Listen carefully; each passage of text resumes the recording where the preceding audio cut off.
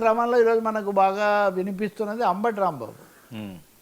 అంబటి రాంబాబు నన్ను అరెస్ట్ చేస్తారు, నన్ను అరెస్ట్ చేయడానికి కుట్రలు జరుగుతున్నాయి అని తీవ్రం ఆయనే చెప్తూ ఉన్నారు.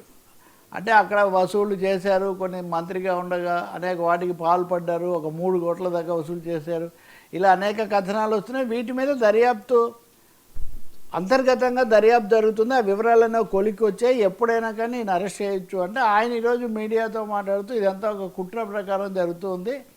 ఇప్పుడు ఎమ్మెల్యేగా ఉన్న కన్నా లక్ష్మణానికి ఏమీ అధికారాలు ఇవ్వకుండా అన్ని లోకేష్ అక్కడి నుంచి నడిపిస్తున్నా అంటే మొత్తం అన్నీ కూడా all roads lead to Rome లాగా అక్కడికి దారితీస్తున్నాయి. అందుకని అంబటి రాంబాబు కూడా బహుశా గతంలో ముఖ్యంగా మాట్లాడే వాళ్ళల్లో ఇంతవరకు ఏమాత్రం రాని వాళ్ళల్లో అంబటి రాంబాబు ఒకరు ఉన్నారు.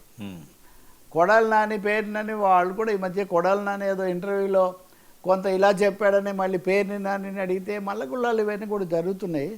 ఈ నేపథ్యంలో ఒకవైపునేమో కొంత రిలీఫ్లు వస్తుంటే ఇంకొకటి కూడా ఉంది, నెల్లూరు జిల్లాలోనే అనుకుంటా ఇంకొక ఆయనకు సంబంధించి ఆయన నా మీద ఇది చేస్తున్నారని హైకోర్టుకి వెళ్తే హైకోర్టు కొంచెం తీవ్రంగా స్పందించింది.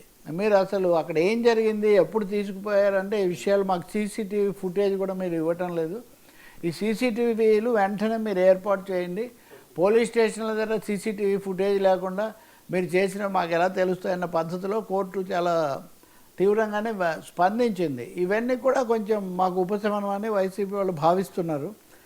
ఇలాంటి తరుణంలో అటేమో చెవిరెడ్డి ఏమో ఇప్పటికీ అరెస్ట్ అయి ఉన్నారు, సజ్జలకు సంబంధించి భార్గవ్ రెడ్డికి సంబంధించి రావటం ఒకటైతే అంబటి రాంబాబు మటుకు దాదాపు ఏదో అరెస్టు ఖాయమైపోయింది అన్న స్థాయిలో ఆయనే స్పందిస్తూ ఉన్నారు. మరి అది ఎప్పుడు జరుగుతుంది, ఎలా పోలీసులు ఏం చెప్తారన్నది మనం చూడాలి. మొత్తానికి కేసులో అరెస్టుల యుద్ధం అయితే సాగుతూ